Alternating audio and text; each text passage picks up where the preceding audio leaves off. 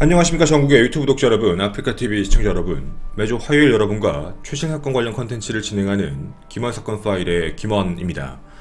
오늘 여러분과 함께 말씀드릴 이 사건은 지금 눈에 보이는 여수 금오도 살인사건이라고 보이는 것 말고도 여러가지 혐의점이 나와 있는 상황입니다. 오늘 우리는 함께 이 사건이 이 한 사건에만 국한되지 않고 다른 사건까지 어떻게 연결이 되어 있는지, 정말 그게 합리적인 의심이 맞는 건지 자세하게 이야기를 해보도록 하겠습니다. 오늘 여러분과 함께 이야기하게 될 장소는 바로 이곳입니다. 2018년 12월 31일 월요일 119 상황실에 최초 상황 접수가 들어오게 됩니다. 밤 10시 56분이었는데요. 한 여성이 울면서 전화를 하게 됩니다. 신고 내용은 이렇게 되어 있습니다. 빨리요. 빨리 와주세요. 아, 잠기고 있어요. 되게 급해요. 아, 어떡하지? 라는 얘기였습니다. 자신이 타고 있는 차량이 지금 물속으로 잠기고 있다라는 이야기였고 굉장히 다급한 상황이었습니다. 바로 이 신고자는 차 안에 있던 A씨였습니다. 차가 가라앉기 전 그 안에서 전화를 했던 상황인 거죠. 그리고 또 다른 이 상황을 목격한 사람이 있었습니다. 2018년 12월 31일 밤 11시쯤 굉장히 어두웠던 이 전남 여수에 있는 금오도 바다에서 무언가 차량이 가라앉는 장면을 멀리서 목격합니다. 물 위에서 점점 무언가 헤드라이트가 들어가고 있다. 헤드라이트가 점점 안쪽으로 들어간다. 번짐이 있다라는 걸 목격한 거죠. 결국 이 모습을 봤던 가게 주인은 신고를 하게 됩니다. 그 시각이 11시 4분, 11시 7분 총 2번입니다. 조금 정리해드리면 이 안에 들어가던 직접적인 피해자는 10시 56분에 전화를 했던 거고, 그로부터 약 8분 뒤에 다시 한 번 더 신고 전화가 들어왔던 거죠. 하지만 이미 도착을 했을 땐 늦은 상황이었습니다. 어디인지 정확하게 알기도 힘들 뿐더러 밤이었기 때문에 차가 얼만큼 깊숙이 들어갔는지, 특히 바다였던 거죠. 차량을 바닷속에서 건졌을 땐 이미 사망한 상태였습니다. 자, 피해자는 당시에 출동했던 119의 진술에 따르면 의식이 없는 상태였으며 호흡과 맥박도 아예 없는 상태, 즉 사망한 상태였던 거죠. 차량 뒷좌석에서 숨진 채 발견되었고, 그분은 당시 나이 47세 여성 A씨였습니다. 이날의 행적에 대해서 어떻게 된 건지는 당연히 사고사구나, 뭔가 우연히 이런 일이 발생됐구나 라고 알만한 부분이라 그날의 정황을 한번 확인해 봤는데 좀 신기한 일이 하나 있었습니다. 혼자서 이곳에 온 게 아니었습니다.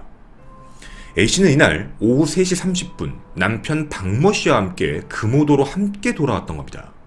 즉 다음날이 넘어가면 1월 1일 새해였기 때문에 해돋이를 보고자 이곳에 와 있던 상황이었죠.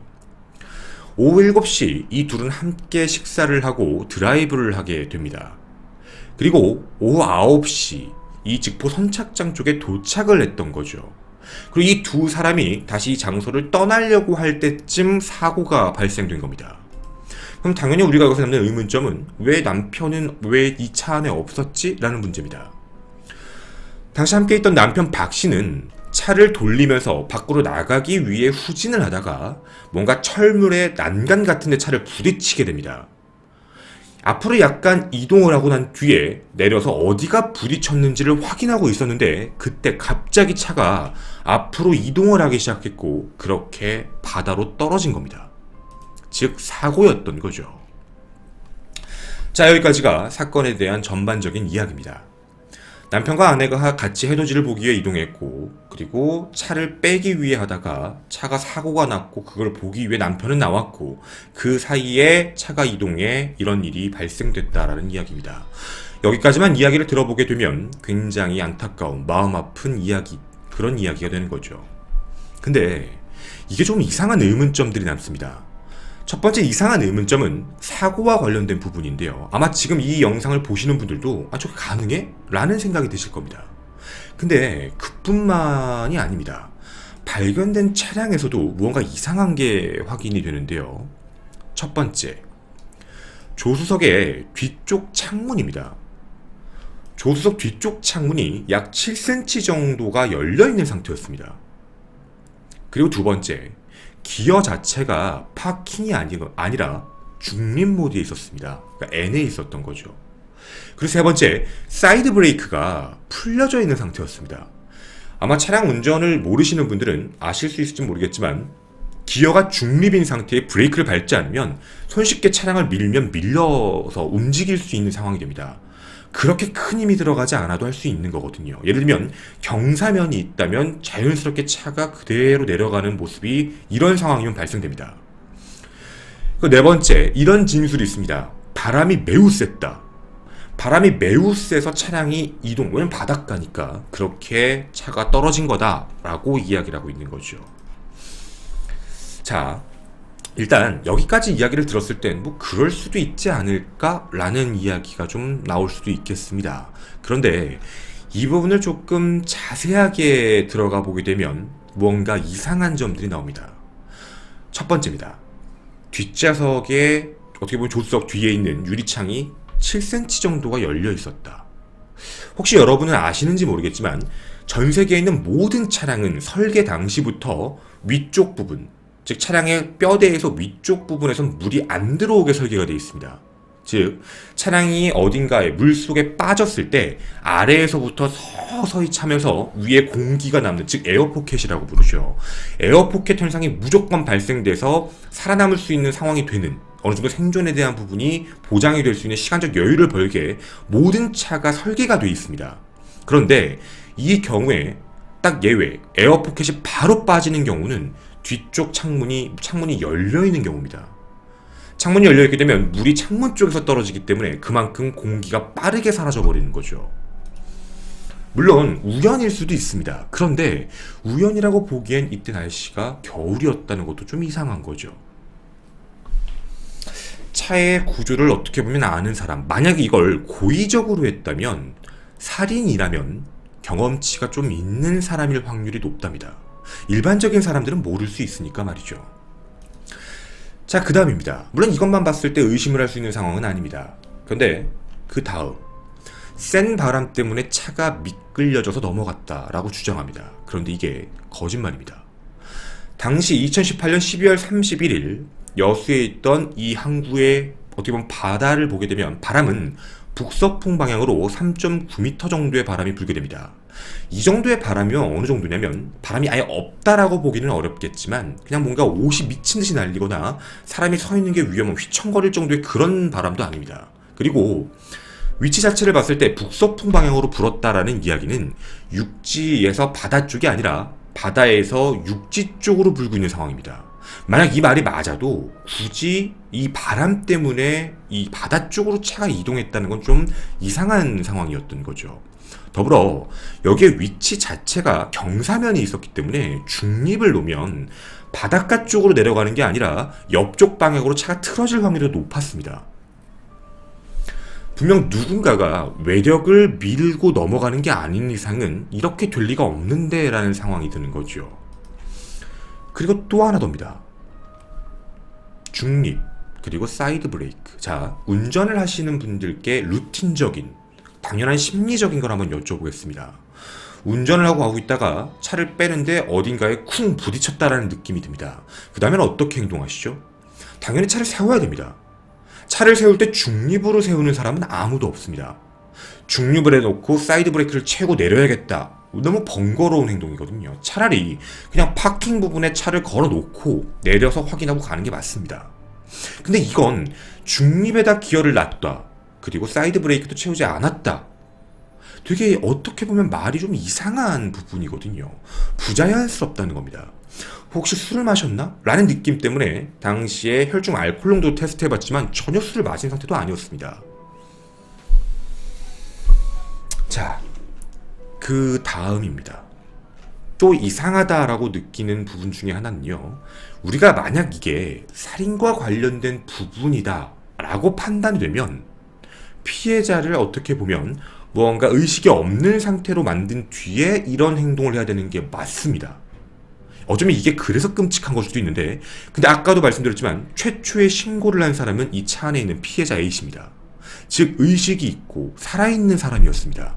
근데 만약 이게 살인사건이 돼버리면 살아있는 사람을 안에 두고 차를 밀어서 차를 빠뜨렸고, 그리고 그 안에서는 난리가 난 상황. 그렇게 신고 전화가 들어온 어떻게 보면 살아있는 사람을 물속에다가 넣은 상황이 되는 거죠. 그래서 사실 생각하기가 쉽은 부분이 아닙니다. 설마 죽였을까? 어쨌든 의문점 중에 사고 관련의 의문점은 이렇게 4가지가 나오게 됩니다. 자, 이제 그럼 우리는 다음 의문점으로 넘어가 보도록 하겠습니다. 이제 얘기할 의문점은 행적입니다. 위에 나왔던 사고 관련에 대한 의문점은 뭐 그냥 우연일 수도 있겠지, 진짜 사고일 수도 있겠지, 미숙하면 이렇게 얘기하실 수도 있을 것 같아서 행적 부분에 대한 걸 좀 보여드릴 건데요. 당시 피해자가 직접 전화를 건 시간은 10시 56분이었습니다. 자, 그러면 상황을 살펴봤을 때 10시 56분에 피해자는 물속에 빠진 겁니다. 난리가 난 상황이었겠죠. 경찰은 당시의 사건의 CCTV를 확인해 보게 됩니다. 바로 이게 남편 박 씨입니다. 남편 박 씨는 그날 어떤 일을 하게 되냐면 이 사고가 발생된 뒤에 약 240m 떨어져 있는 식당 가게로 갑니다. 차가 빠졌다, 도와달라 라고 얘기를 하게 되고, 그래서 신고를 거기서 하게 됩니다. 왜냐면 핸드폰을 차에 뒀기 때문이었죠. 자, 여기까지는 굉장히 일상적일 수 있고 당연한 이야기일 수 있습니다. 근데 아까 혹시 시간 기억하십니까? 피해자는 10시 56분에 전화했습니다. 그런데 가게에서 신고 전화가 들어온 건 11시 4분. 시간이 꽤 지난 상황이죠. 여쭤보겠습니다.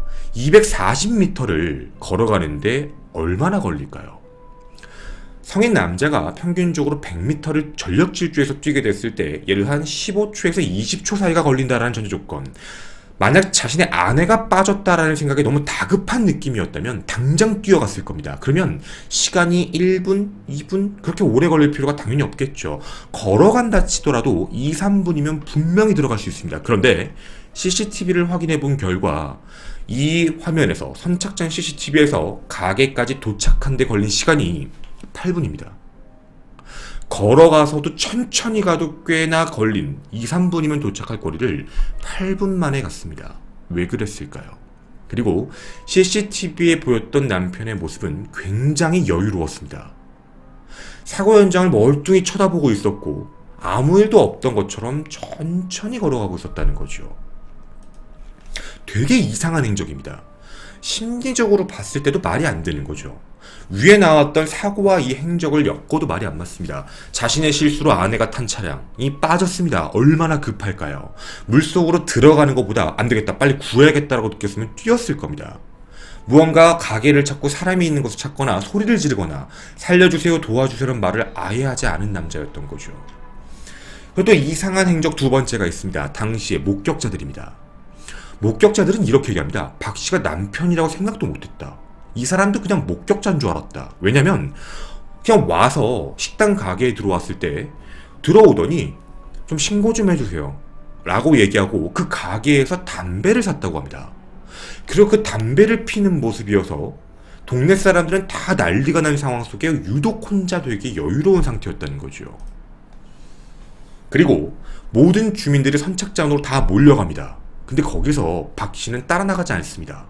저 물에 좀 젖어서 추워서 저는 그냥 가게 안에 있을게요 라고 이야기를 하고 그 장소에 가지를 않습니다. 되게 이상한 행동인 거죠.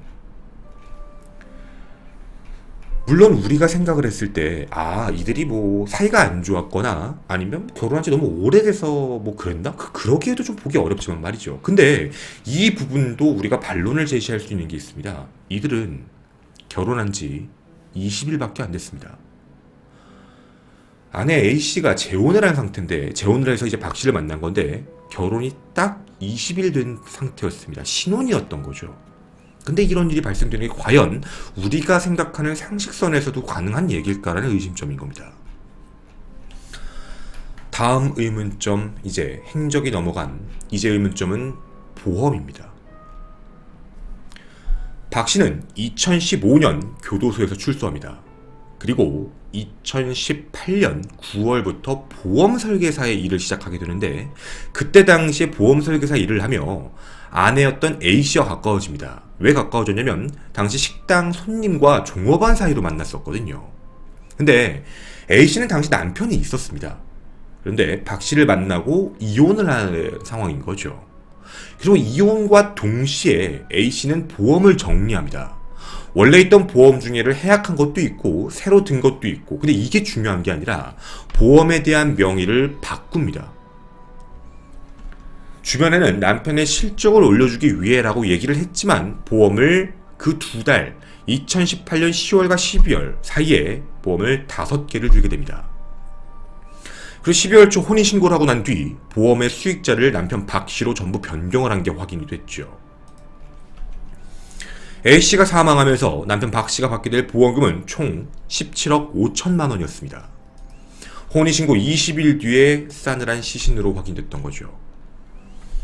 근데 이 부분에서도 조금 이상한 부분이 있습니다. 보험을 A씨 혼자 든 게 아닙니다. 박씨도 들었습니다.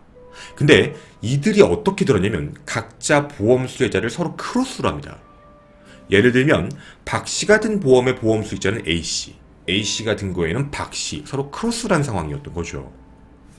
근데 좀 신기한 점은 박씨가 수익자를 A씨로 바꿔놓은 상태에서 바로 보험계약이 체결이 된 뒤에 이틀 뒤에 수익자를 자신의 친동생으로 바꿔버립니다. 물론 사망한 A씨는 아는지 모르는지 우리는 알 수가 없죠. 이뿐만이 아닙니다. 이 5개의 보험에서 나왔던 금액은 12억 5천만 원이었습니다. 근데 지금 현재 5억이 남지요. 그 5억도 보험이 다른 곳에 들어가 있었습니다. 뭐냐면 이 물에 빠진 제네시스 차량입니다. 제네시스 차량에 이제 상해와 화재 이런 어떻게 보면 장기가 아닌 단기 보험 같은 게 들어있었는데 특약입니다. 자신이 운전하는 차량의 동승자가 사망할 경우에 나오는 보험금, 그게 5억입니다.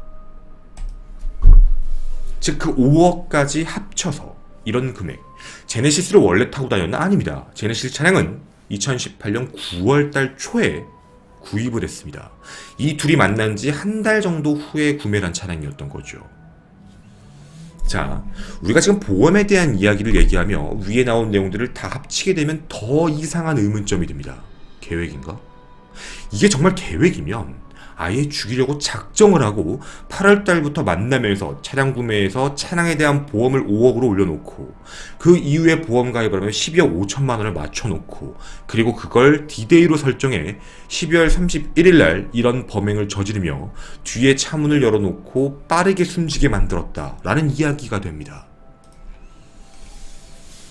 근데 위에서 했던 이야기가 있습니다. 뭐였냐면 만약에 이런 정도의 범행 계획을 세울 정도고 이런 계획 범죄를 모든 계획을 세울 정도라면 보험 범죄에 대한 경력이 그리고 경험이 분명 처음은 아닐 것 같다라는 느낌입니다. 의문점, 과거입니다.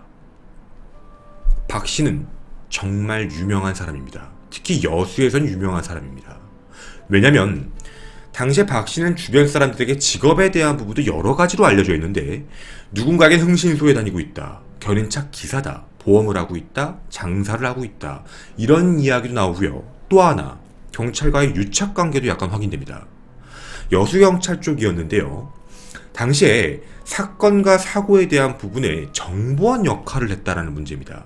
경찰은 아닌데 외부에 있는 정보를 듣고 소스를 주는 사람, 즉 심부름꾼 같은 거죠.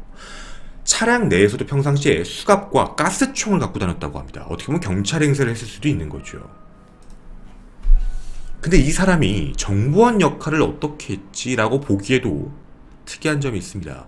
과거부터 범행에 대한 기록이 나옵니다.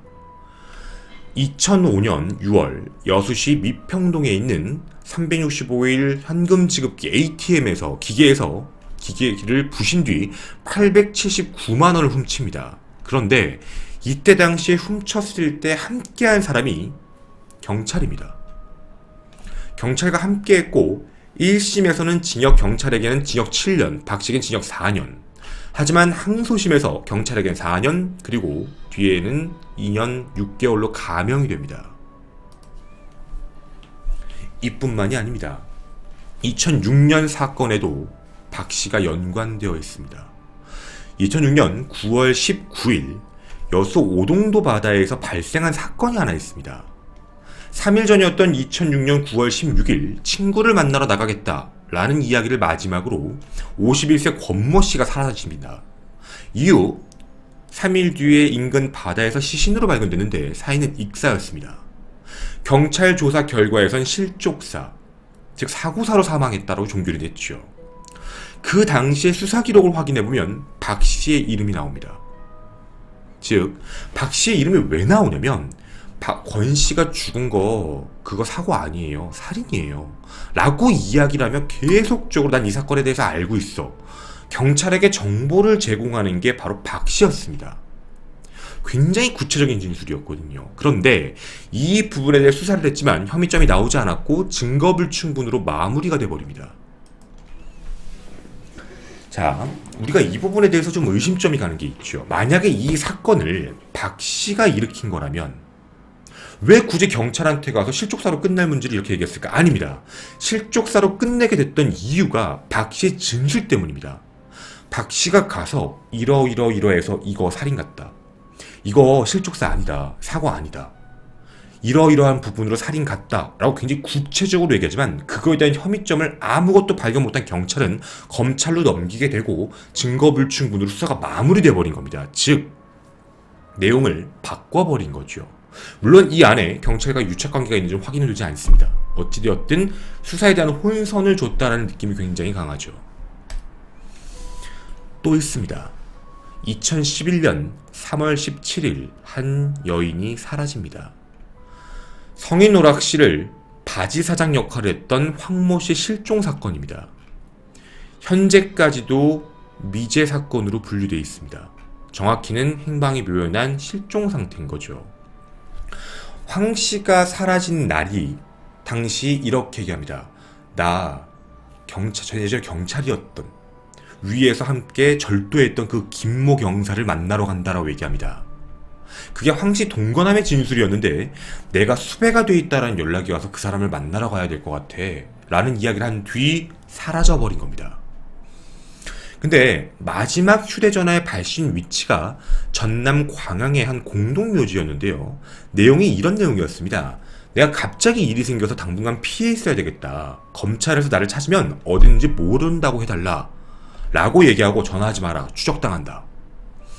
황 씨의 지인들은 이 내용이 이상하다고 판단합니다. 왜냐면 분명 바지 사장이었기 때문에 큰 처벌을 받지 않을 거란 것도 알고 있었고 더불어 평상시에 문자를 하는 사람도 아니었습니다. 근데 왜 문자를 했지? 느낌상 황 씨가 아닌 것 같은데 라는 느낌이었죠.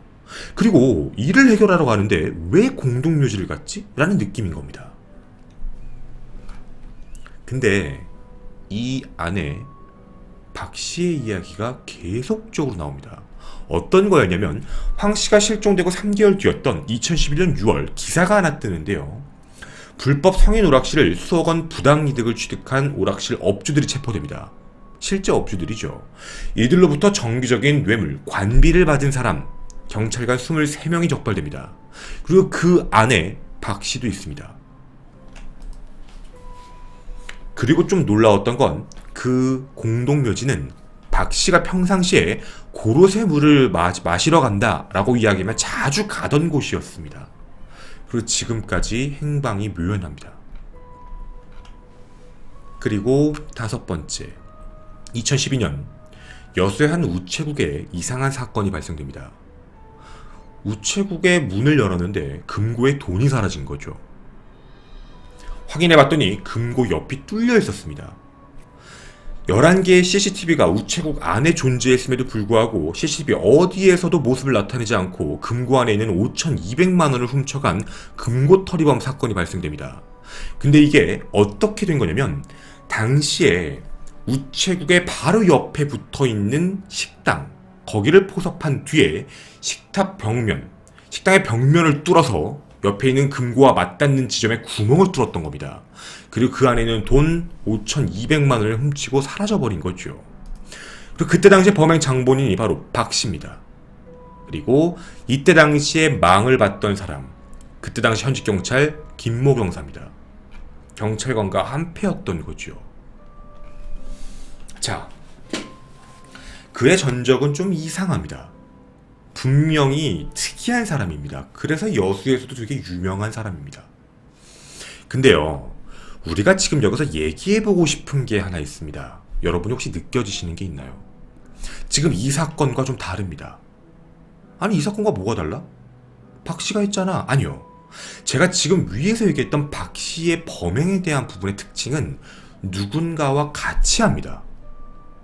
같이 한다는 느낌이 매우 강한 사람. 뭔가 믿는 구석이 있는 것 같은 느낌. 뭔가 처리가 알아서 될 것 같다라는 느낌. 분명 CCTV도 존재함에도 불구하고 되게 느긋하게 신고하러 가고 그 안에서도 아무렇지 않게 있는 그런 모습. 이게 정말 가능한 얘기일까라는 느낌입니다.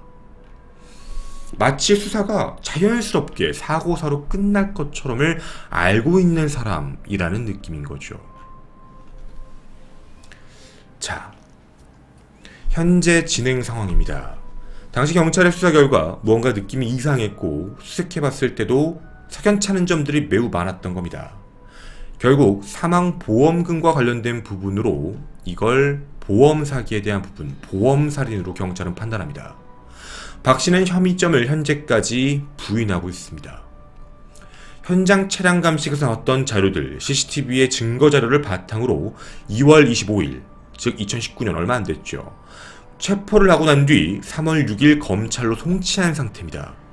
현재는 순천구치소에 수감 중이며 현재까지 변호사를 선임한 뒤 혐의를 전면 부인하고 있습니다.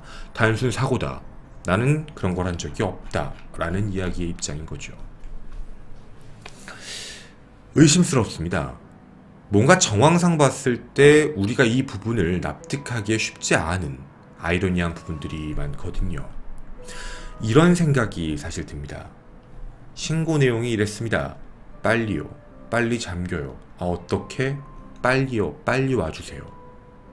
신고를 하셨던 피해자 A씨는 누군가가 차를 밀었다. 누군가가 나를 죽이려고 한다라는 이야기를 하지 않습니다. 즉 A씨는 자신을 누군가가 죽이려 하는 행동 자체도 모른 채, 그게 20일 전에 결혼한 남편 박씨라는 생각을 모른 채 이런 일이 발생돼 버린 겁니다. 만약 이 모든 게 맞다면 작년 8월부터 철저하게 계획적으로 만나서 한 사람의 인생을 돈과 바꾸기 위한 계획을 했다는 얘기가 됩니다. 박씨는 정말 최악의 악마인 건지 아니면 정말 우연인 건지 여러분의 생각도 궁금합니다. 저는 김원 사건 파일의 김원이었습니다. 감사합니다.